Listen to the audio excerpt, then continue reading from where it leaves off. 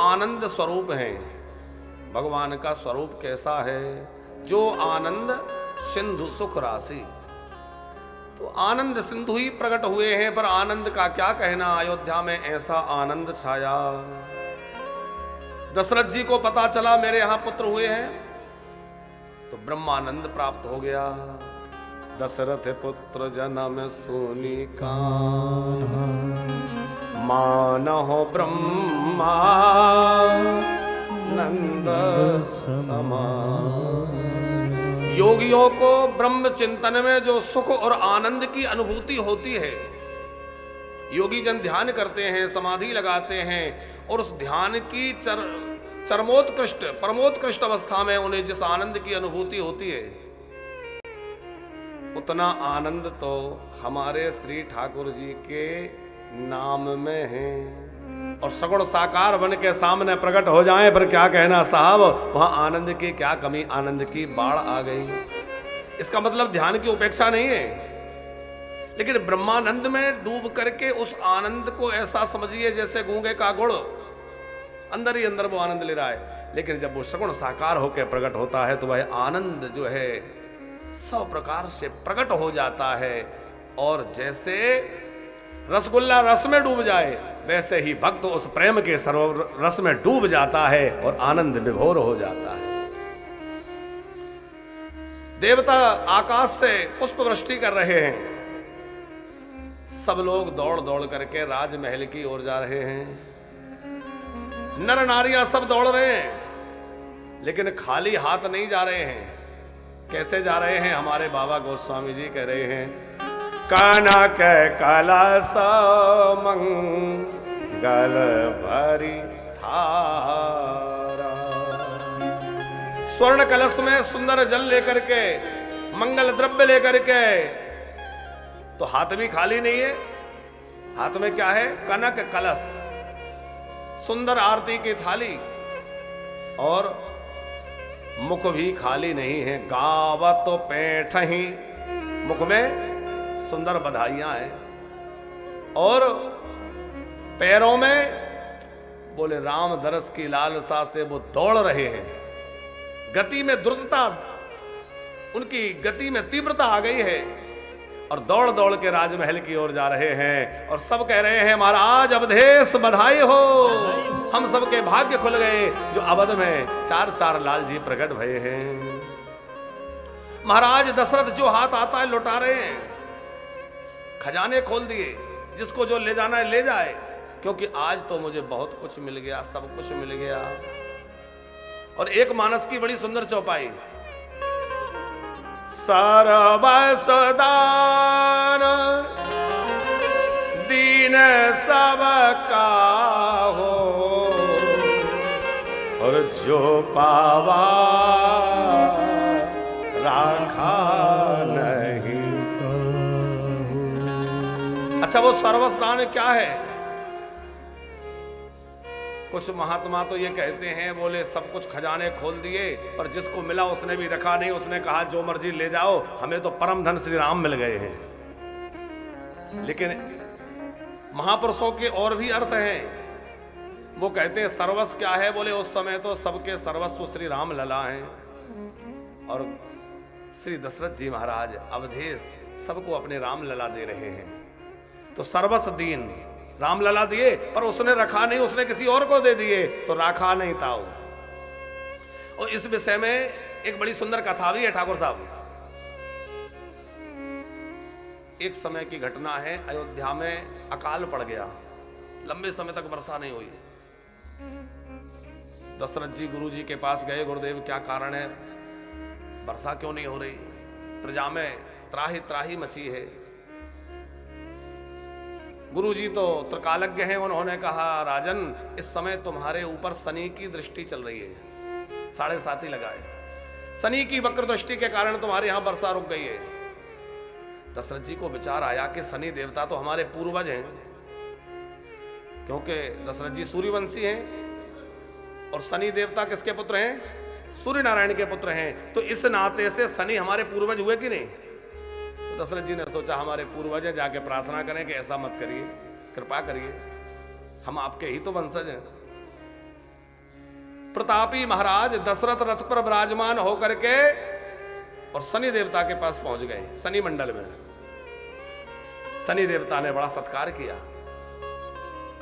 कहा कोई बात नहीं है, मैं दृष्टि हटा लूंगा और तुम्हारे राज्य में खुशहाली होगी, चिंता मत करो।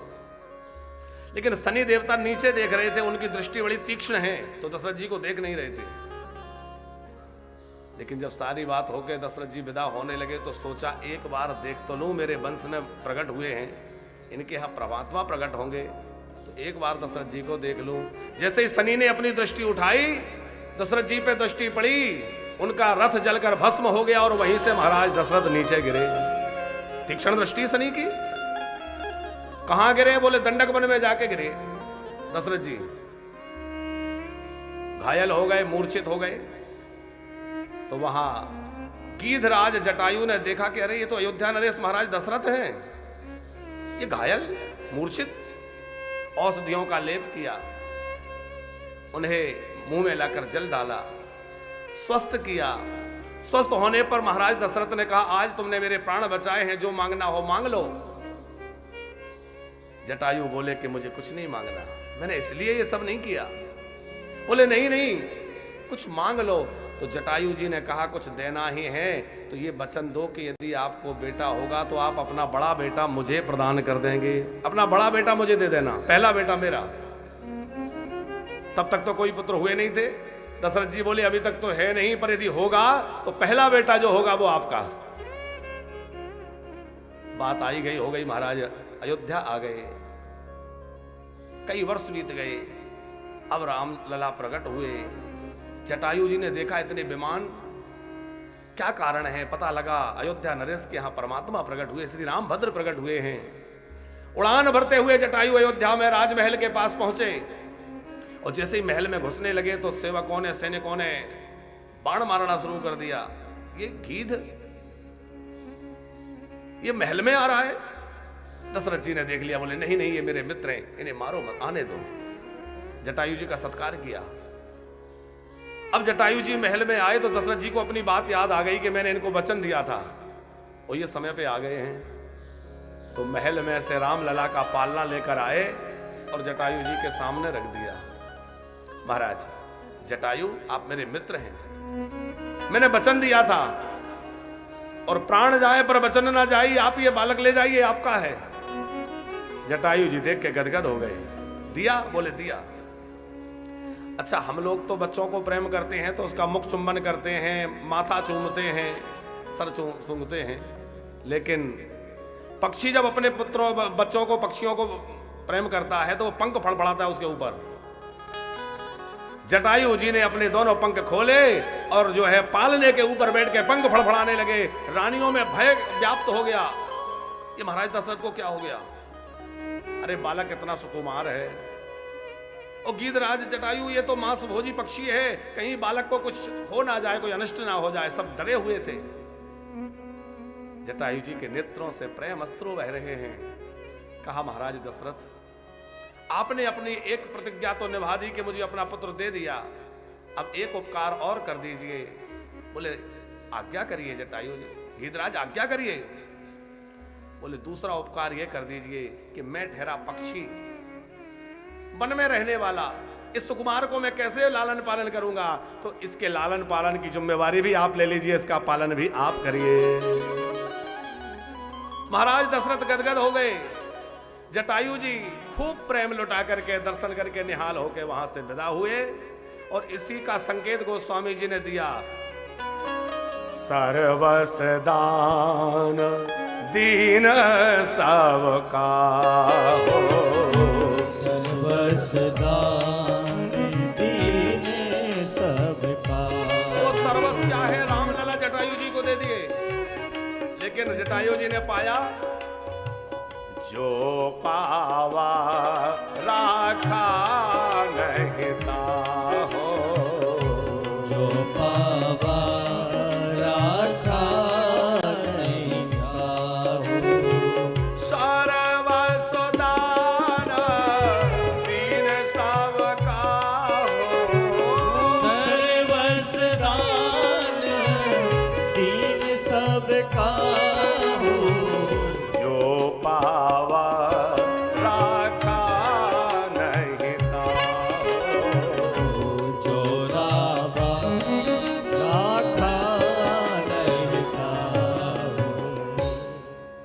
दिव्य उत्सव चल रहा है। गोस्वामी जी एक और मर्म की बात कह रहे हैं। मां सो दिवस कर दिवसो भाव, मारा में न जाने कोई, रथ समेत रवि था के हो, निशा कवन विधि हो। 1 महीने का दिन हो गया, सूर्य का रथ रुक गया। आप लोग थोड़ा विचार करिए, ग्रहों की गति निर्धारित है। चंद्रमा एक राशि को 2.25 दिन में पार कर लेता है। सबसे गति तेज किसकी है? चंद्रमा की। और सबसे धीमी गति किसकी है? शनि देवता की। वो एक राशि को पार करने में 2.5 वर्ष लगा देते हैं। सूर्य नारायण एक राशि को पार करने में 1 माह का समय लेते हैं। तो सबकी गति निश्चित है। यदि कोई ग्रह स्थान पर रुक जाए तो ज्योतिष का क्रम गड़बड़ा जाएगा, खगोलीय व्यवस्था बिगड़ जाएगी। फिर सूर्य कैसे रुक गए? बोले ये बात ये है कि परमात्मा क्या नहीं कर सकते। बहुत ध्यान से सुनिएगा ठाकुर साहब। मार्कंडे ऋषि जो हुए, उन्होंने भगवान से कहा कि प्रभु मुझे प्रलय का दर्शन करना है। भगवान ने कहा दिखा देते हैं। तो मार्कंडे ऋषि अपने आश्रम में बैठ करके यज्ञ कुंड में आहुति दे रहे थे और उसमें निर्धूम अग्नि प्रज्वलित हो रही थी। निर्धूम अग्नि का मतलब है जिसमें धुआं नहीं है, खूब प्रचंड अग्नि जल रही है। और उसमें घृत मिश्रित आहुति डाली, आंख बंद थी। तो क्या देखते हैं कि बड़ी जोर की वर्षा होने लगी, चारों ओर जल ही जल हो गया, सब कुछ जलमग्न हो गया और ये खुद भी जल में डूब गए। और उस जल में इन्होंने प्रलय का दर्शन किया कि सब और प्रलय हो गई। सैकड़ों वर्षों तक जल में डूबते रहे, कभी निकल आते कभी डूब जाते हैं और जाने कितने कितने वर्ष व्यतीत हो गए। फिर व्याकुल हो गए तो इन्हें भगवान ने वहां दर्शन दिया। बटस्य पत्रस्य पुटे शयानम, एक बट वृक्ष के पत्ते पे भगवान बाल मुकुंद चले आ रहे हैं, उनका दर्शन हुआ। शास्त्रों वर्ष बीत गए। अब कहा कि प्रभु अब इस प्रलय से मैं घबरा गया हूं, मुझे बाहर निकालिए। तो प्रभु ने वहां से बाहर प्रेरित किया। तो जैसे ही आंख खुली तो क्या देखा? बोले मैं तो अपने यज्ञशाला में बैठा हूं, आहुति दे रहा हूं और वहीं के वहीं हूं। और अग्नि में जो आहुति डाली थी वो अभी जलकर भस्म भी नहीं हुई। कितना कम समय लगा होगा, देखिए विचार करिए। प्रचंड प्रज्वलित अग्नि में घृत मिश्रित आहुति डाली, उसको भस्म होने में कितनी देर लगेगी? लेकिन अभी वो आहुति जल के भस्म भी नहीं हो पाई। उतने से क्षण में, उतने से काल में मार्कंडे ऋषि को हजारों हजार वर्षों का दर्शन भगवान ने करा दिया। ये परमात्मा की सामर्थ्य है। कर्तुम अकर्तुम अन्यथा कर्तुम समर्था सा ईश्वरा। ईश्वर कहते ही उसको है जो अग्नि से जल प्रकट कर दे, जल से अग्नि प्रकट कर दे, माने कुछ भी कर दे। तो भैया अयोध्या में राम जी प्रकट हुए तो सूर्य और ग्रहों की दशा और काल की गति रुक गई हो। कौन बड़ी बात है? सब काल की गति रुक गई, सूर्य की रथ रुक गया और सारा सब कुछ थम गया। 1 महीने तक उत्सव चलता रहा। अथवा कब दिन हुआ कब रात लोगों को पता ही नहीं चला, महीना बीत गया। और भोले बाबा बोले देवी मैंने भी एक चोरी की। कथा सुनाते हुए कह रहे हैं, अच्छा राठौर साहब, चोरी जो है हमारे कन्हैया तो करते ही, हमारे वृंदावन बिहारी तो चोरी करने में प्रसिद्ध हैं। हमारे भोले बाबा कह रहे हैं मैं भी चोरी कर ली। क्या किया? बोले चोरी से दर्शन किया। अच्छा राम जी कभी चोरी कर सकते हैं? आप लोग बतलाइए, राम जी चोरी कर सकते हैं? वो तो मर्यादा पुरुषोत्तम है। पर राम जी ने भी चोरी की। आप कहेंगे राम जी क्या चोरी कर सकते हैं, राम जी तो मर्यादा पुरुषोत्तम है और मर्यादा चली जाएगी चोरी करेंगे तो। बोले वो ऐसी वैसी चीज की चोरी नहीं करेंगे। जब जनकपुर में गए तो वहां लिखा है विश्व विलोचन चोर, सबके जो है हृदय को मन को चुरा लिया उन्होंने, सबके नेत्र अपनी ओर खींच लेते हैं। तो राम जी भी चोरी करते हैं। किसकी? विश्व विलोचन चोर। और होए कहो निज चोरी,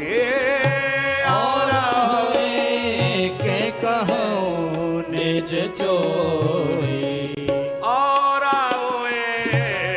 कहो निज चोरी और हुए के कहूँ निज चोरी सोन गिरजा अति दृढ़ मति मोरी सुन गिरजा अति दरे मत मोरी काग भसंड हंग हम दो आगे भसोंड गए हम दो मनोज रूप जाने नहीं को मनुज रूप जाने नहीं को और एक और एक और एक कहो निज चोरी काग वसुंड संग हम दो भोले बाबा दर्शन करने चले ज्योतिषी बनकर पर चेला काग वसुंडी जी बोले हमें चेला बना लो तो सहायता होगी भोले बाबा ज्योतिषी बनकर गए पर ऐसे धक्के लगे कि राजमहल के दरवाजे से सरयू में पहुंच गए पता नहीं चला कब आ गए फिर प्रयास किया फिर धक्के लगे एक चौराहे पे बैठ गए सबसे काग वसुंडी जी कह रहे हैं हमारे गुरुजी बहुत बड़े ज्योतिषी हैं गुरुजी ज्योतिषी हैं पर कोई नहीं सुन रहा सब राम लला का दर्शन करने भाग रहे हैं किसको पड़ी है हाथ दिखाने की सब राम लला को देखने भाग रहे हैं एक दासी आई कौशल्या जी से कहा मां एक बड़े प्रमाणिक ज्योतिषी आए हैं कौशल्या बोली ये तो अयोध्या है बड़े बड़े लोग आते रहते बोले नहीं हम अपने लालाओं के भाग दिखला लें बुलाया भोले बाबा ने हाथ देखा काग वसुंडी जी बड़ा आनंद हुआ और भोले बाबा बड़े प्रेम से इस प्रसंग को सुना रहे थे पार्वती जी बोली अच्छा भगवान ये बतलाइए कि यदि वो दासी ना होती तो क्या आपको महल में जाने का अवसर मिलता बोले हाँ ये तो है उस दासी ने बड़ी सहायता की तो पार्वती जी बोली वो दासी यही दासी थी जब मैंने देखा कि आप बहुत धक्के खा लिए और अंदर प्रवेश नहीं मिल रहा तो मैं भी वहां दासी बन के पहुंच गई आप ज्योतिषी बनकर गए मुझे नहीं ले गए तो मैं दासी बनकर दर्शन करने पहुंच गई और आपको भी मैंने दर्शन कराया खूब भोले बाबा ने दर्शन का सुख लिया आनंद हुआ और धीरे धीरे लाल जी बड़े हो रहे हैं थोड़ा जल्दी जल्दी चलेंगे चूंकि हम लोगों को आगे बहुत लंबी यात्रा करनी है नाम करण कर अवसर जाने नाम करण कर अवसर जानी नाम करण कर अवसर जाने नाम करण कर अवसर जानी भूप बोली पठ ए मौनि ज्ञानी गोप बोली कथे मोह ज्ञानी करी पूजा भूपत असवासा कर पूजा गोपल आसवाना हरिये नाम गुणी जो गुण राखा हरे नाम जोगे निराखा नाम करण नाम करण नाम करण कर नामकरण का अवसर आया लगभग लाल जी 10 दिन के हो गए दशरथ जी ने वशिष्ठ जी से प्रार्थना की गुरुदेव बालकों का नामकरण गुरुजी तो बहाना ही ढूंढ रहे हैं महल में आने का कभी किसी बहाने आ जाते हैं राजन मुझे एक बात याद आ गई बहाना लेते हैं आते क्यों हैं राम भद्र का दर्शन करने के लिए राम लला का दर्शन करने वशिष्ठ जी पधारते हैं वशिष्ठ जी प्रसन्न हो गए देवताओं का पूजन अर्चन हुआ और बड़े प्रेम से नाम रखे इनके तो अनेक अनेक नाम हैं पर जो आनंद के सागर हैं सारे विश्व को आनंदित करने वाले हैं, सबके हृदय में रमण करने वाले हैं, सबके हृदय को आनंदित और आह्लादित करने वाले हैं। जो सुख के धाम हैं उनका नाम मैं रखता हूं श्री राम। और जैसे ही कहा श्री राम तो जय जयकार हो गई, शंख ध्वनि हो गई, घंटे मृदंग बजने लगे और पुष्प वृष्टि हुई। बोल रामचंद्र भगवान की जय हो। जो सुख धाम राम अस नाम, जो सुख धाम। फिर भरत जी का नामकरण, कैकेयी नंदन का नामकरण। बोले जो विश्व का भरण पोषण करने वाले हैं वो भरत। शत्रुघ्न जी के लिए कहा कि जो वेदों को प्रकाशित करने वाले अथवा वेदों में जिनका नाम प्रकाशित है, शत्रुओं का नाश करने वाले शत्रुघ्न। और सबसे बाद में लक्ष्मण जी का नामकरण। सकल जगत आधार गुरु वशिष्ठ तहि राखा, लक्ष्मण नाम उदार।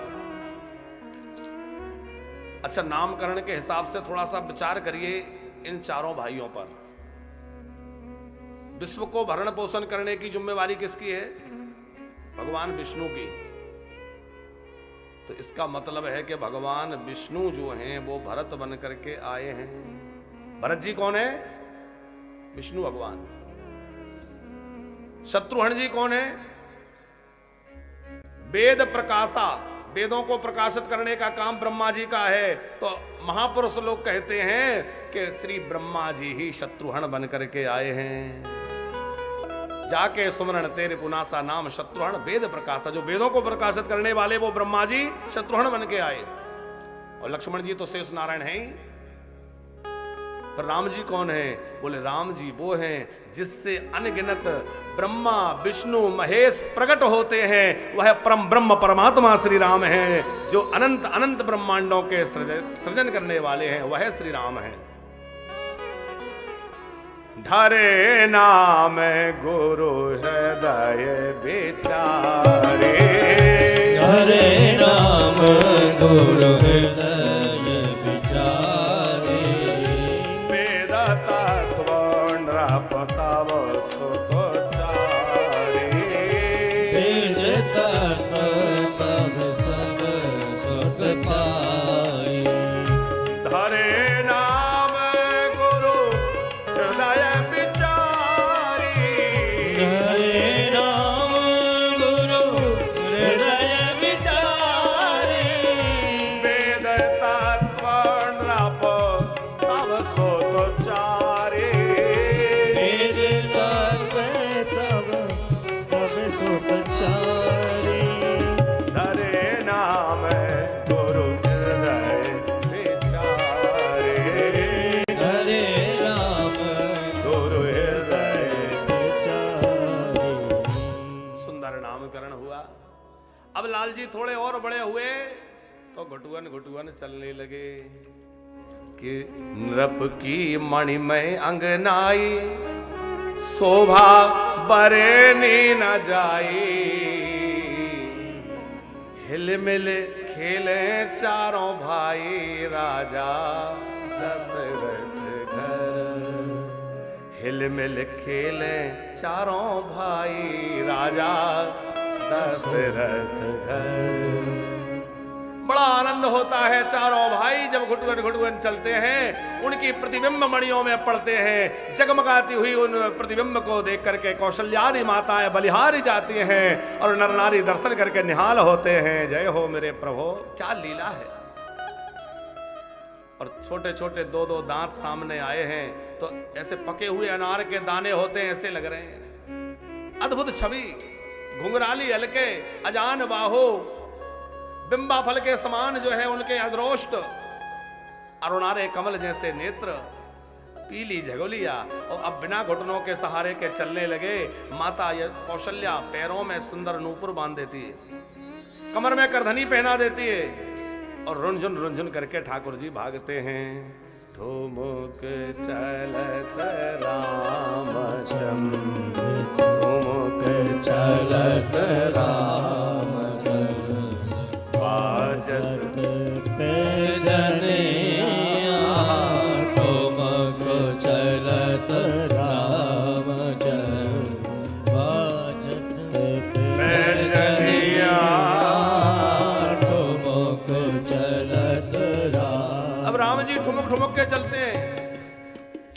अयोध्या नरेश महाराज दशरथ भोजन कर रहे हैं,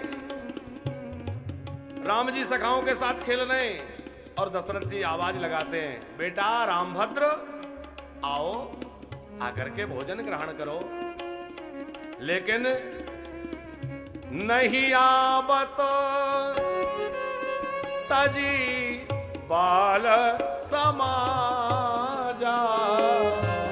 हंसो। तो कागभूषुंडी जी कौए के रूप में छूटन की प्रतीक्षा कर रहे हैं, इसलिए लपेट के जो ले गए दधिओधन लिपटाए। बोले कागभूषुंडी जी इसको पाके तृप्त होंगे, बड़ा आनंद है। और उसके बाद में लाल जी थोड़े और बड़े हो गए। अच्छा, कागभूषुंडी जी यहां राम अवतार में छीना झपटी नहीं करते, जो झूठन गिर जाती है उठा के खा लेते हैं। लेकिन कृष्ण अवतार में कागभूषुंडी जी ने सोचा कि इन्होंने तो नियम बदल दिया, वहां तो बड़े मर्यादा पुरुषोत्तम थे, यहां तो छीना झपटी चोरी सब करते हैं, हम भी कब तक प्रतीक्षा करेंगे कि कब झूठन गिरे। तो क्या करते हैं, बोले हम भी छीने झपटे। तो रसखान कहते हैं, काग के भाग बड़े सजनी, हरि हाथ से ले गयो माखन रोटी। वो भी छीन लेते हैं। कन्हैया माखन रोटी लेके आंगन में खेल रहे हैं और कौए के रूप में कागभूषुंडी जी छीन के ले जाते हैं। बोले तुम भी छीनते हो तो हम भी छीनेंगे। अब तो कुमार बड़े हो रहे हैं और हमारे गोस्वामी जी कह रहे हैं, भय कुमार जावहि सब भ्राता। भय कुमार जावहि सब भ्राता। दीन जनेऊ गुरु पितु माता। दीन जनेऊ गुरु पितु माता। बड़ा विधि पूर्वक यज्ञोपवीत संस्कार हुआ, क्योंकि 10-11 वर्ष की उम्र में यज्ञोपवीत हो जाना चाहिए। ब्राह्मण बालक के लिए तो 8 वर्ष का नियम है। यज्ञोपवीत संस्कार हुआ और कहते हैं, मैया अब हम लोग थोड़ा खेलने के लिए जाएं। मां समझाती हैं, देखो लाला, खेलना हो तो घर में ही खेलो, क्योंकि तुम लोग बाहर खेलने जाओगे तो देख रहे हो तुम्हारे चरण कितने कोमल हैं, कोई कंकड़ कोई कांटा तुम्हारे पैर में चुभ जाएगा, इसलिए घर में ही खेलो। और बड़ी प्यारी झांकी है चारों लाल जी की, जरा हृदय से उस झांकी का दर्शन करते हुए कौशल्या समझा रही है, उस भाव को जरा आनंद लेते हुए कि राघव ललन तेरे कोमल चरण कहीं कंकड़िया चुभ नहीं जाए। राघव ललन तेरे कोमल चरण कहीं कंकड़िया गड़े नहीं जाए। राघव ललन तेरे कोमल चरण कहीं कंकड़िया गड़ नहीं जाए। राघव ललन तेरे कोमल चरण कहीं कंकड़िया गड़े नहीं जाए। हे लालन, देखो तुम्हारे चरण कमल जैसे हैं। कैसे कमल है, कैसे चरण है? नवराजीव चरण अरुणा रे। नवराजीव चरण अनुरागे। नवराजीव चरण अरुणा रे। नवराजीव चरण अनुरागे। खेलत है बिनु पनाही सिधारे। खेलत ही बिनु बनहि सिधारे। नीरज नयन मोद मंगल आयन लाल थे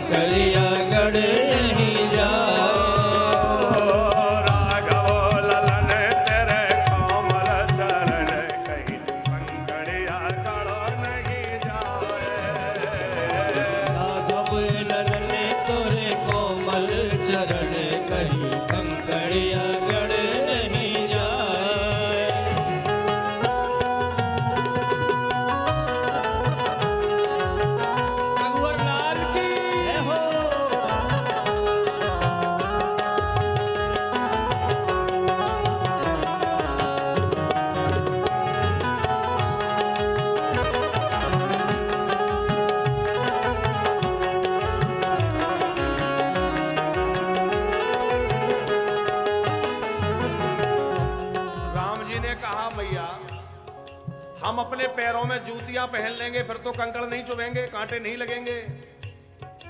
बोले लाला वो तो ठीक है, पर देख रहे हो सूर्य सिर पे आ गए हैं और इन सूर्य की गर्मी से आपका मुख कुमला जाएगा। रवि करे ओदे तसीस नहीं छाई, रवि करे ओदे तसीस नहीं छाई, रवि करे ओदे तसीस नहीं छाई, रवि करे ओदे तसीस नहीं छाई, बदन ने रखे सर से जैसा को चाही, बदन ने रखे सर से जैसा को चाही, और सूरज किरण पर असरन सरन कहो मुखड़ा नहीं कुमलाए। राघव ललन तेरे कोमल चरण कहीं कंकड़िया गड़ नहीं जाए, राघव ललन तेरे कोमल चरण कहीं कंकड़िया गड़ नहीं जाए। राघव ललन तेरे कोमल चरण कहीं कंकड़िया गड़ नहीं जय जाए। हो, जरा ताली सेवा करते हुए।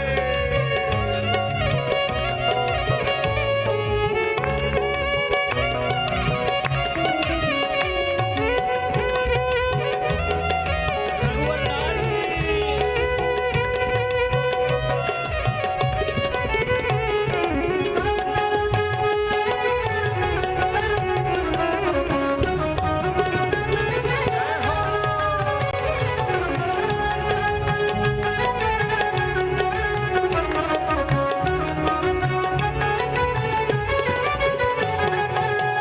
राम जी ने पूछा मैया फिर हम क्या करें? अरे सखाओं को साथ लेके खेलने जाना है।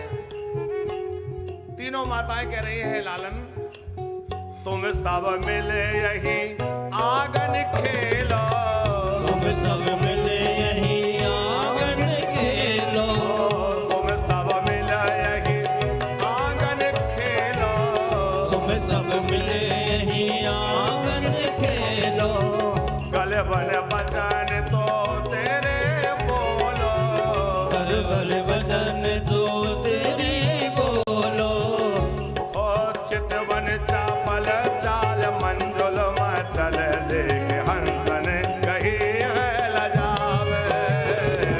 राघव ललन तोरे कोमल चरण कहीं कंकड़िया गड़ नहीं जाए, राघव ललन तेरे कोमल चरण कहीं कंकड़िया गड़ नहीं जाए। राघव ललन तोरे कोमल चरण कहीं कंकड़िया गड़ नहीं जाए, राघव ललन तेरे कोमल चरण कहीं कंकड़िया गड़ नहीं जाए। राघव ललन तोरे कोमल चरण कहीं कंकड़िया गड़ नहीं जाए, कहीं कंकड़िया गड़ नहीं जाए। कहीं कंकड़िया गड़ नहीं जाए। तुम सब मिलो यही आंगन खेलो, तुम सब मिल यही आंगन खेलो, लाला खेलना है तो यही अंगने में खेलो। राम जी बोले नहीं नहीं मैया, सखाओं के साथ, सखा बुला रहे हैं, बहुत आनंद से सुनना। अब जो है चारों लाल जी सखाओं के साथ में खेलने के लिए गए। तो कहां गए? सरयू जी के तट पर। अच्छा देखो, कोई भी खेल तब होता है जब दो पारी बने, दो दल बने, एक पक्ष में तो नहीं हो सकता। तो राम जी ने कहा दो पारी बना लो। तो लक्ष्मण जी डर गए कहीं ऐसा ना हो कि राम जी मुझे विपक्ष में भेज दें, क्योंकि मैं खेल में भी राम के विरोध में नहीं जा सकता। लक्ष्मण जी ने चरण पकड़ लिए, प्रभु मुझे आप उधर मत भेज दीजिए। आप जानते हैं लक्ष्मण जी का प्रेम कितना है। गोस्वामी तुलसीदास जी उपमा देते हैं कि लक्ष्मण जी राम जी की कैसे सेवा करते हैं। सेवा तो सीय लखन रघुवीर, कैसे? जे में आवी बे के पुरुष शरीर, जैसे अविवेकी व्यक्ति अपने शरीर की देखभाल में लगा रहता है, इसी को सजाने चमकाने में, बोले जैसे शरीर को देखभाल में अविवेकी पुरुष लगा रहता है, वैसे ही लक्ष्मण जी निरंतर सीताराम जी की सेवा में लगे रहते हैं। इतनी सेवा सीताराम जी की करते हैं। अपने संपूर्ण सुख का त्याग लक्ष्मण जी ने किया है जीवन में श्री सीताराम जी की सेवा के लिए। श्रीमद् वाल्मीकि रामायण में वाल्मीकि महर्षि कहते हैं कि जब तक लक्ष्मण जी पास में नहीं होते तब तक राम जी भोजन नहीं करते, मिष्ठान नहीं खाते, मैया खिला खिला कर रह जाती है, नहीं खाते। अच्छा, जब चारों लाल जी प्रकट हुए ना, तो 4 पालने आए थे महाराज अश्वपति कैकेयी जी के मायके से, उन्होंने भिजवाए। और 4 पालने आए, उनमें से 2 पालने में ही लाल जी रहते थे, 2 खाली रहते थे। कैसे? बोले होता क्या था कि लक्ष्मण जी रोए जाएं, रोए जाएं, रोए जाएं, तो अब सुमित्रा जी के एक तो 2-2 लाला, और वो ही दोनों थोड़े चंचल, लक्ष्मण जी रोना बंद ना करें तो कौशल्या जी के पास लेकर जाएं, थोड़ा सा दूर कम करना, कौशल्या जी के पास लेके जाएं और कहें कि माँ ये बालक बहुत रो रहा है। तो कौशल्या जी कहा कि लाओ मुझे दे दो, चलो बंदी रहने दे। कौशल्या जी ने लक्ष्मण जी को ले लिया और राम जी के पालने में सुलाया, और जैसे ही राम जी के पालने में लक्ष्मण जी को लिटाया तो राम जी के पालने में पहुंचते ही एकदम चुप हो गए, खसकते खसकते राम जी के चरणों में पहुंच गए, और राम जी का चरण का अंगूठा पकड़ के मुंह में दे करके उसको चूसने लगे, मानो उनका परम धन उनको प्राप्त हो गया हो। उधर शत्रुघ्न जी बिना भरत जी के नहीं रहते, तो 2 पालने में ही लाल जी रहते, 2 खाली रहते। इतना प्रेम लक्ष्मण जी का है। और राम जी बिना इनके भोजन नहीं करते। क्यों नहीं करते? तो महर्षि वाल्मीकि ने एक उपमा दी है, वो लक्ष्मणस्य दक्षिणो बाहु, श्री राम की दाहिनी भुजा है लक्ष्मण। और हम लोग भोजन किससे करते हैं? बोले दाहिने हाथ से। अब दाहिना हाथ नहीं होगा तो भोजन कैसे हो? इसीलिए लक्ष्मण जब तक नहीं होते तब तक राम जी ना मिष्ठान्न पाते हैं, ना कोई भोजन ग्रहण करते हैं, क्योंकि लक्ष्मण जी इसीलिए सदा सर्वदा साथ रहते हैं। और जब भी राम जी की पूजा करो तो भैया लक्ष्मण जी को भी एक फूल जरूर चढ़ा दो। बिना लक्ष्मण जी की कृपा के राम जी नहीं मिलेंगे, क्योंकि लक्ष्मण जी जीवाचार्य हैं, आचार्य हैं लक्ष्मण। हम लोग तो जिस कुंज में बैठे हैं ये उसी संप्रदाय का, वही लक्ष्मण जी जो है भगवान रामानुजाचार्य जी के रूप में आए और उन्होंने जो दिव्य संप्रदाय प्रकट किया। वन में आपका बड़ा पवित्र आश्रम है जिसका नाम है सिद्धाश्रम। वर्तमान में जो बक्सर है वही उसके नजदीक सिद्धाश्रम विश्वामित्र जी विराजमान होते हैं। अनेक ऋषि मुनि साथ रहते हैं, जब तप करते हैं, यज्ञ करते हैं, पर राक्षस आकर के उसमें विघ्न उपस्थित कर देते हैं। जहाँ जाप जाग जोग मोनि कराहे, जहाँ जप जाग योग मोनि करहि, अति मारीच शोभा होहि डरहि, अति मारीच शोभा हो डरहि। अच्छा, ये निशाचरों का जरा परिचय आपको दें। रावण, कुंभकर्ण, विभीषण, इनका कुल खानदान। ब्रह्मा जी के पुत्र हैं पुलहास्त्र ऋषि, और पुलहास्त्र ऋषि जो हैं इनके पुत्र हैं विश्वश्रवा। विश्वश्रवा जो हैं ये बड़े तपोधन हैं। नहीं बचन विचारी, मांगा हो भूमि धनु धन कोसा, मांगा हो भूमि धनु धन कोसा। महाराज, मैंने बुढ़ापे में 4 बेटे के मुख देखा है, और आपने ये क्या मांग लिया? आप मुझसे भूमि मांग लीजिए, भवन मांग लीजिए, गाय मांग लीजिए, जो मर्जी ले लीजिए, लेकिन राम देत नहीं बने। डंडे से खसका रही थी। क्यों ठाकुर साहब? जो कहते थे साथ जिएंगे साथ मरेंगे, और जब कोरोना हो गया तो डंडे से थाली। क्यों? बोले सबके देह परम प्रिय स्वामी। शरीर सबको प्यारा है, मरना कोई नहीं चाहता। लेकिन दशरथ जी कह रहे हैं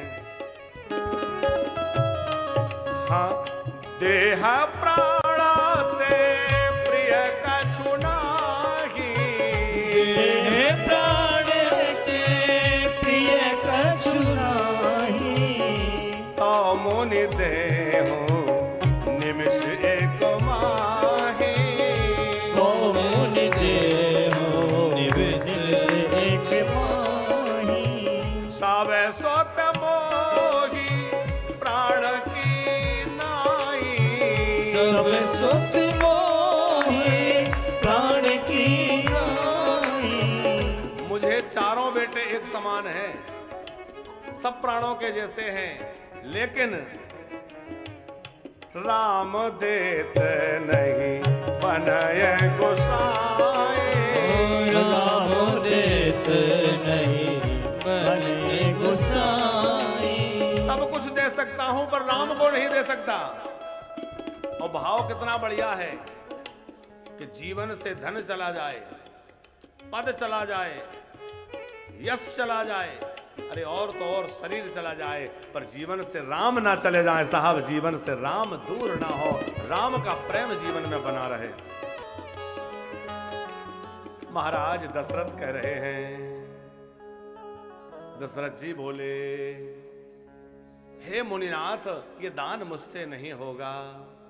राघव राघव को मैं ना दूंगा, राघव को मैं ना दूंगा।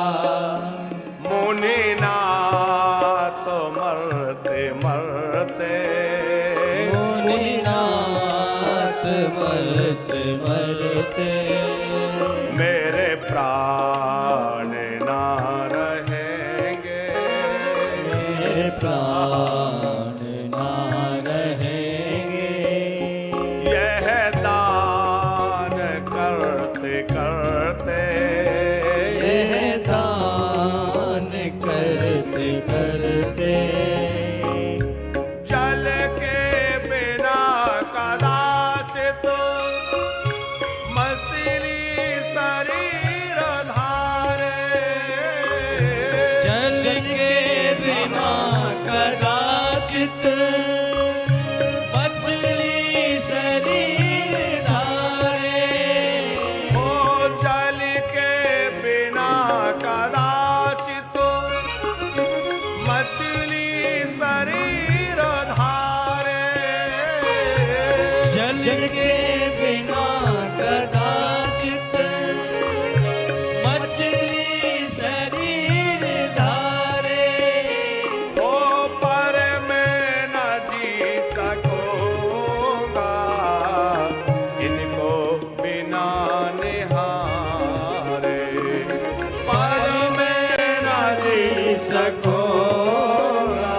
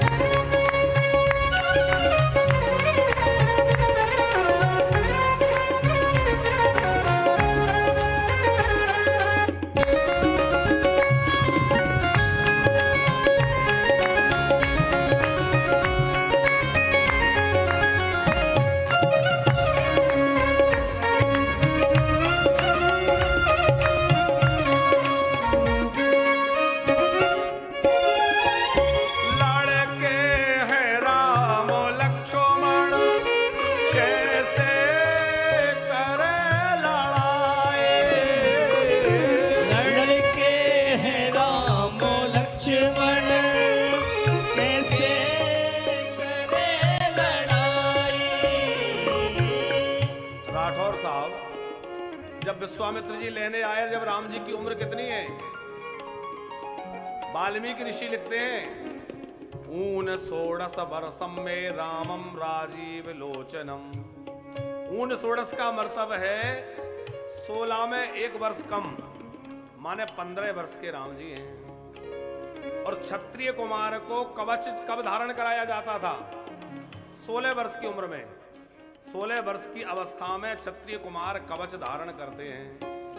तो दशरथ जी कहना चाहते हैं कि अभी तो इन्होंने कवच भी धारण नहीं किया, ये असुरों से कैसे लड़ेंगे। और रामम राजीव लोचनम, इनके नेत्र तो कमल जैसे हैं। बोले कमल जैसे से मतलब?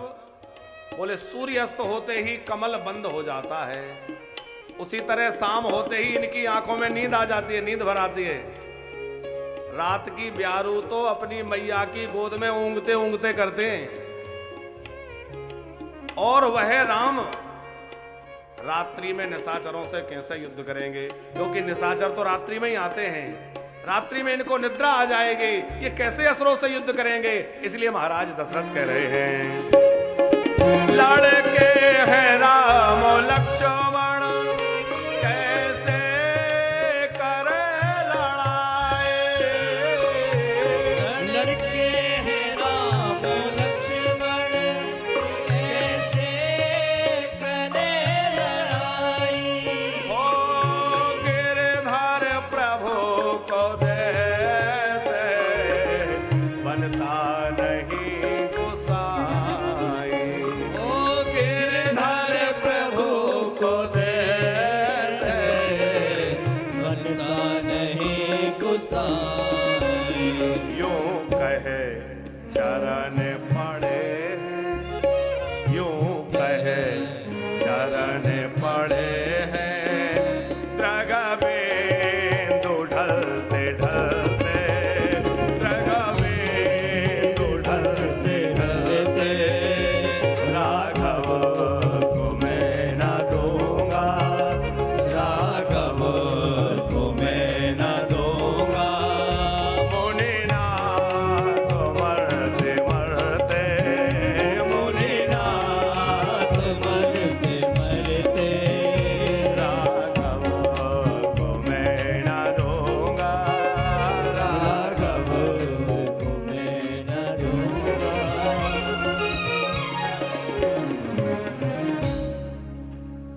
सब सुत मोहे प्राण की नाई, राम देत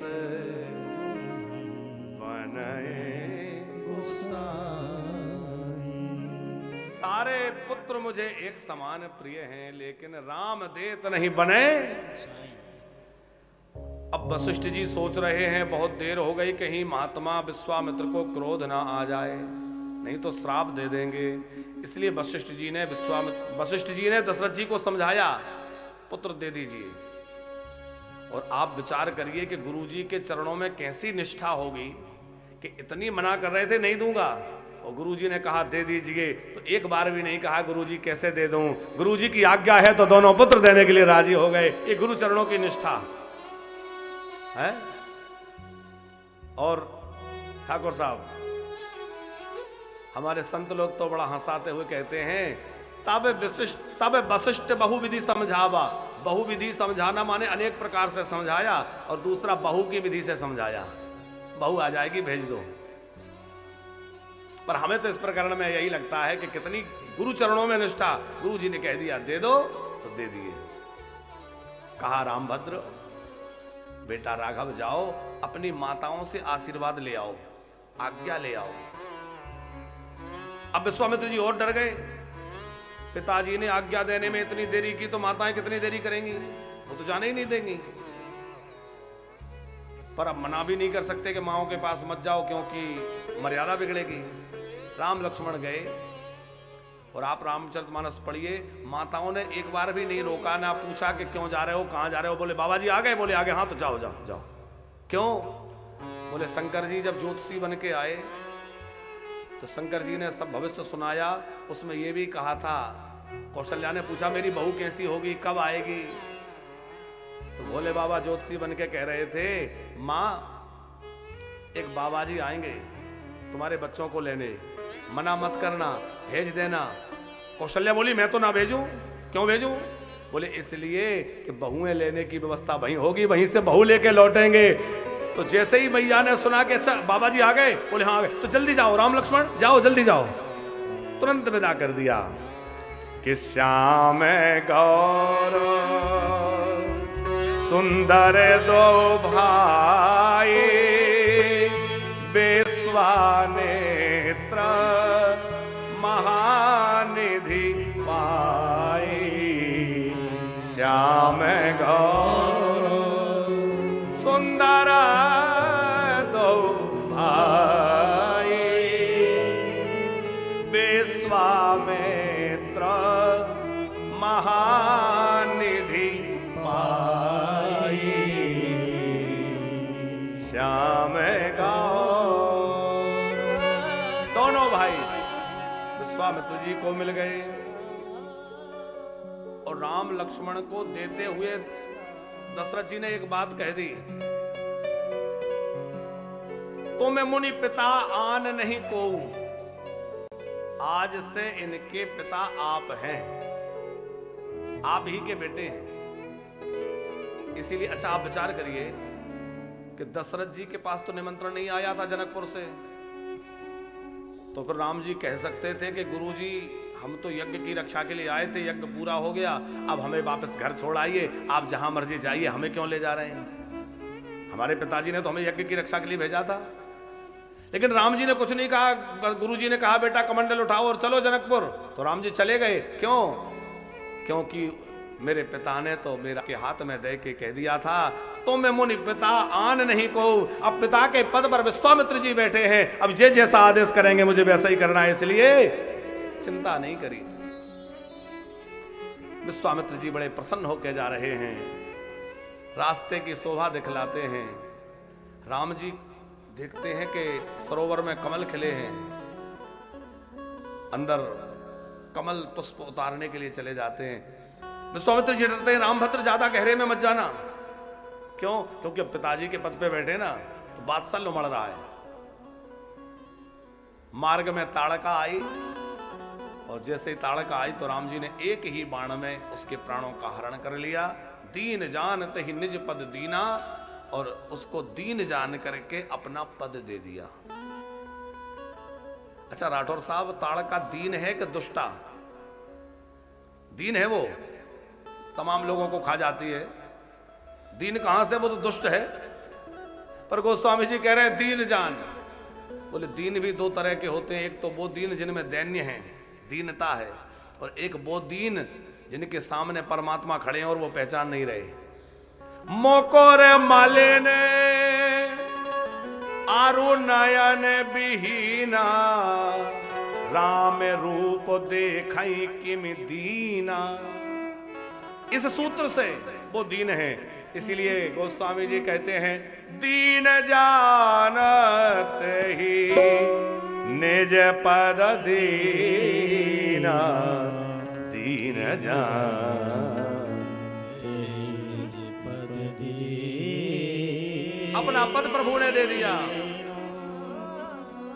और उसके बाद तावे ऋषि निजो नाथ है जी चीना, अपने नाथ को पहचान गए। क्योंकि वहां कह रहे थे ना निश्चर वद में हो सना था, तो नाथ कहां माने? ताड़का को मारा तो वहां लिखा है कि तब ऋषि निज नाथ ही जी चीना, अपने नाथ को पहचान लिया, हाँ यही मेरे नाथ हैं। और विश्वामित्र जी सनात हो गए, बोले मुझे मेरे नाथ मिल गए, अब पक्का हो गया। फिर बला आबला आदि विद्याएं राम जी को विश्वामित्र जी ने दी हैं। रात्रि विश्राम हुआ, सवेरे राम जी ने कहा यज्ञ करिए। विश्वामित्र जी का यज्ञ प्रारंभ हुआ। राक्षस आए, राम लक्ष्मण धनुष बाण लेके रक्षा कर रहे थे। राम जी ने जब तक 1.5 राक्षस को मारा तब तक लक्ष्मण जी ने तमाम राक्षसों की सेना का संहार कर दिया। आप कहेंगे 1.5 मतलब? माने एक पूरा मारा, एक को अधमरा कर दिया। सुबाहु को तो पूरा मार दिया और मारीच राम जी ने सोचा ये कहां से आ गया, इसका काम तो बाद में लीला में पड़ेगा। जैसे हमारे ठाकुर साहब रामलीला करवाते और कोई पात्र बीच में गलती से आ जाए, अरे बोले तुम कहां से आ गए, अभी तुम्हारा काम नहीं, तुम अंदर चलो, तुम्हारा काम बाद में। तो ऐसे ही रामलीला में मारीच गलत समय पे आ गया, अरे बोले इसको हटाओ, अभी इसका काम अभी नहीं है, इसका काम तो सीताहरण के समय है। तो ऐसा बिना फण का बाण मारा, सात जो जन का सागर पारा, फेंक दिया उधर। लेकिन अनुज निशाचर कटक संहारा, जैसे कोई कूड़ा करकट इकट्ठा करके आग लगा दे, ऐसे लक्ष्मण जी ने सबको इकट्ठा किया और स्वाहा कर दिया। निर्विघ्न यज्ञ हुआ, और निर्विघ्न यज्ञ हुआ, कुछ दिन वहां रहे। अब विश्वामित्र जी ने एक बात कही, रामभद्र मेरा यज्ञ तो पूर्ण करा दिया, एक यज्ञ और कराना है। कौन सा यज्ञ? बोले चलो मेरे साथ।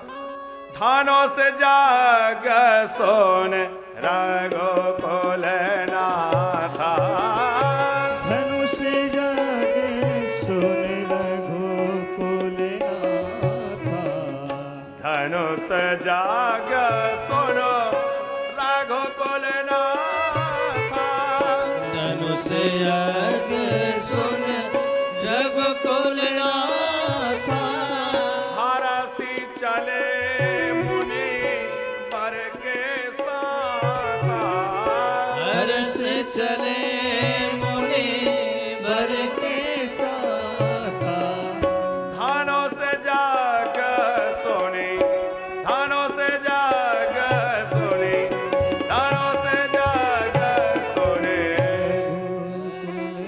हरसी चले, हर्षित होकर राम जी चले। आगे आगे गुरुजी, पीछे राम लक्ष्मण, कुछ मुनि मंडली साथ में है, चले जा रहे हैं। और राम जी तो राम जी हैं। मार्ग में उन्होंने देखा कि एक आश्रम, ऋषि मुनि साधकों की तो कौन कहे, खग मृग जीव जंतु भी जहां पर नहीं है, वीरान पड़ा हुआ है। राम जी की नजर गई वहां एक शिला, स्त्री के रूप में। राम जी ने पूछा, गुरुदेव यह शिला? राम जी को करुणा आ गई, राम जी करुणा से भर गए। आहा, राम जी के नेत्र सजल हो गए और करुणा से भर के पूछा, गुरुदेव यह शिला, ये कैसी शिला पड़ी है? पूछा पूछा मुनहि शिला प्रभु देखी, सकल कथा मुनि कहा विशेषी।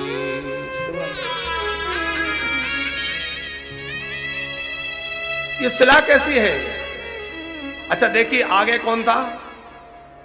विश्वामित्र जी। तो पहले उनकी नजर जाना चाहिए, पर उन्होंने नहीं देखा। किसने देखा?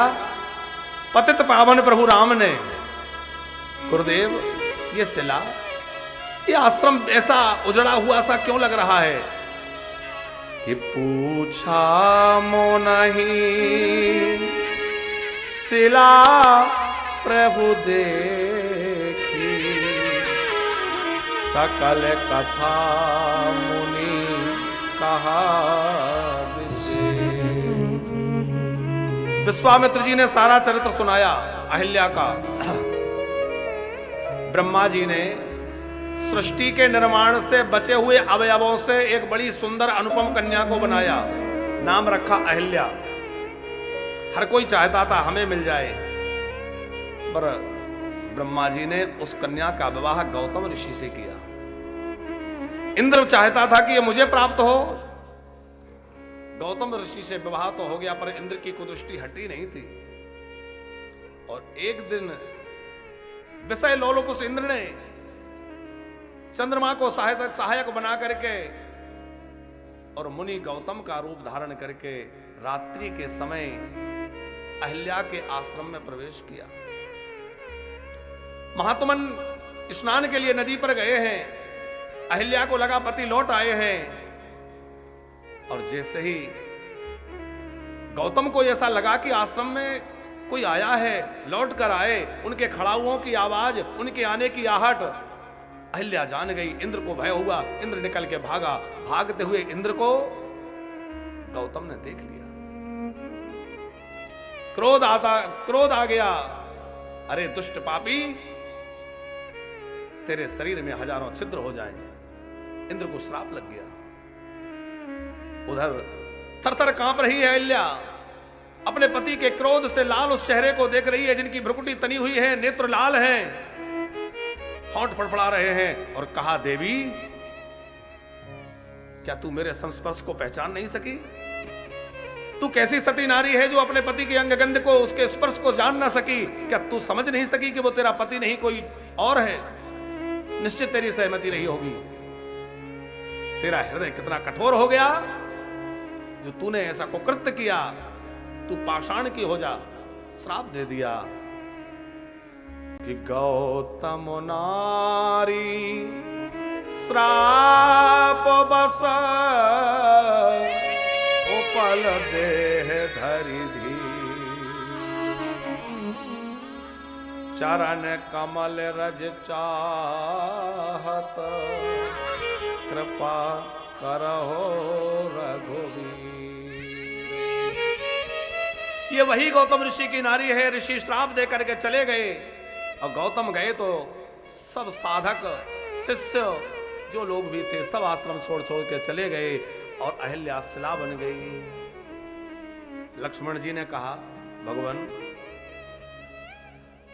जो कुछ भी हुआ उसमें इस बेचारी का क्या दोष था? ये तो पहचान नहीं सकी। तो ये उसकी कथा है कि व्यथा? आप कह रहे हैं कि मैं कथा सुना रहा हूं अहिल्या की, सकल कथा मुनि कहा विशेषी। तो कथा है कि व्यथा? मुनि विश्वामित्र के नेत्र भर आए और कहा, बेटा लक्ष्मण, है तो ये उसकी व्यथा, लेकिन ये बताओ इस व्यथा को सुन कौन रहा है? बोले प्रभु श्री राम सुन रहे हैं। बोले जिसकी व्यथा राम जी सुनने लगे उसकी व्यथा भी कथा बन जाती है। जिसकी व्यथा राम सुने उसकी व्यथा भी कथा बन जाती है।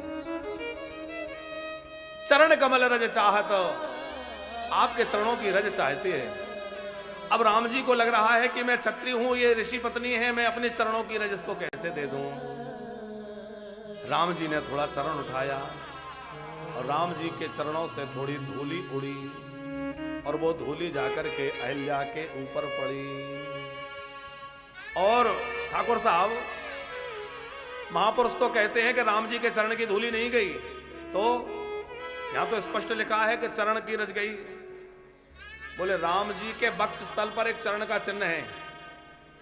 कौन सा? भृगु जी के चरण का चिन्ह, भृगुलता। बोले राम जी के हृदय पे जो भृगुलता चरण चिन्ह है उससे कुछ रज टपकी, उससे अहिल्या का उद्धार हो गया। पर राम जी पतित पावन है, राम जी के चरणों की रज प्राप्त हुई। अच्छा, जीवन बिगड़ा भी रज से। कैसे? काम, क्रोध, लोभ, ये सब रजोगुण से उत्पन्न होते हैं। रजोगुण समुद्भवा, तो रजोगुण के कारण ही तो ये सब श्राप लगा। तो रज के कारण जीवन बिगड़ा और रज से ही जीवन सबरा। पर फर्क क्या है? बोले जो रज काम से जुड़ी है वो जीवन को बिगाड़ देती है और जो रज राम से जुड़ जाती है वो जीवन को संवार देती है। ये रज राम के चरणों की है। शिला से नारी प्रकट हो गई और नारी प्रकट होकर के गदगद वाणी में भगवान की स्तुति गाने लगी। पारसत पद पावन, शोक न सावन, प्रगटो भई तब पुंज सही, देखत रघुनायक जन सुखदायक, सन्मुख होई कर जोरी रही, पारसत पद पावन। अहिल्या बहुत दिव्य स्तुति प्रभु की है। प्रभु तो पतित पावन है, अहिल्या का प्रभु ने उद्धार किया, उस पतित को पावन बना दिया। हमारे प्रभु दीन बंधु हैं। दीन लखत है सबन को, दीनन लखत ना कोई। और जो दीनन को लखत है सो दीन दयाल सम होए। भैया दीन सबकी ओर देखता है कि कुछ देगा, पर दीन की ओर कोई नहीं देखता। और जो दीन की ओर देखता है वो दीन बंधु की तरह, राम जी की तरह हो जाता है। भैया राम जी को दीन प्रिय हैं और दीनों पे दया करने वाले भी प्यारे हैं। हमें कई बार लगता है कि राम जी ने कितनी बड़ी कृपा कर रखी है। कई माताएं जब रोती हुई आती है ना, दीन होकर के, उनके बच्चों ने उन्हें ठुकरा दिया। बच्चों ने कह दिया जहां जाना हो चली जाओ, हम नहीं रख सकते, मरना हो मर जाओ। क्यों? बोले बहू ने घर में आदेश कर दिया कि या तो इन्हीं को रख लो या मुझे रख लो, अब गृहस्थी बचाना है। बेटा हृदय कठोर करके माता पिता को छोड़ देता है, जहां मर्जी आप रह लो, मैं नहीं रख सकता। और ऐसे भी नालायक बेटे हैं हमारे यहां जो माताएं रह रही हैं, आप कभी आके उनसे मिलिए। कई माताएं कहती हैं कि हमसे अपनी संपत्ति नाम करा ली, हमसे कहा कि पेंशन मिलेगी, अंगूठा लगा दो। क्या कहा?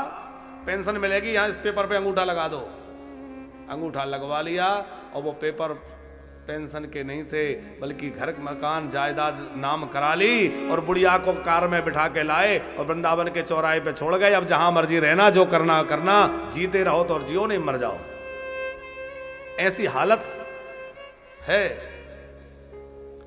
वो माताएं जब रोती हुई आती हैं, आके गिड़गिड़ाती हैं, महाराज जी रख लो, हम क्या करें, क्योंकि इस बुढ़ापे में हमारे शरीर में इतना सामर्थ्य नहीं है कि हम कमाई कर सकें। अभी हमारे यहाँ एक माँ, हमारे जो हलवाई काम करते हैं, वानप्रस्थ में रसोई चलती है, भंडारा तो तमाम हलवाई रहते हैं। एक माँ उनमें बड़ी बुजुर्ग भोजन बनाती, उसको पता लगा कि हम माताओं की सेवा होती है, तो एक दिन रोती हुई आई, महाराज जी मैं आपके ही रसोई में 3 महीने से भोजन बना रही हूँ, आपके हलवाई ने दया करके मुझे रख लिया। मैं रो रही थी, मेरा बेटा मुझे छोड़ के चला गया, मैं क्या करूँ। उनके तो शायद, हाँ बेटा नहीं है उनको, बेटा है नहीं उनको, बेटा है नहीं, पति की मृत्यु हो गई, अब कोई रखने वाला नहीं है, कोई साधन, कोई व्यवस्था नहीं है, क्या करूं, कहां जाऊं। बोले मेरे घुटनों में दर्द है, कमर में दर्द है, बैठा नहीं जाता, फिर भी 4-4 घंटे सवेरे, 4 घंटे शाम को बैठ के रोटी बेलना पड़ता है, क्योंकि आखिर पेट तो भरना है। हमने कहा माँ कल से ही रोटी बेलना बंद कर दो, अब बिल्कुल आपको ये सब करने की आवश्यकता नहीं है, आप यहाँ रहो, आपका भोजन, आपका इलाज, आपका कपड़ा सब भगवत कृपा से आपको प्राप्त होगा, आपको कोई चिंता करने की आवश्यकता नहीं है, ये सब कोई भाग दौड़ नहीं करना है, कोई रोटी बनाने की, कोई काम करने की आवश्यकता नहीं है। अभी वो माँ हमारे यहाँ रह रही हैं, अभी हमने सबको 84 कोस यात्रा कराई, तो हमें मन में लगता है कि ठाकुर जी ने ये भी सेवा दे रखी है और ये माध्यम प्रभु ने बनाया है, करने वाले तो सब ठाकुर जी हैं, देखो हम क्या करेंगे। लेकिन इन दीनहीनों के आंसू पहुंचने में प्रभु ने यदि हमें माध्यम बनाया है तो हमारा सौभाग्य हम समझते हैं साहब के ठाकुर जी ने इतना बड़ा सौभाग्य दे रखा है, तो कम से कम उन दीनों के आंसू तो पहुंच पा रहे हैं।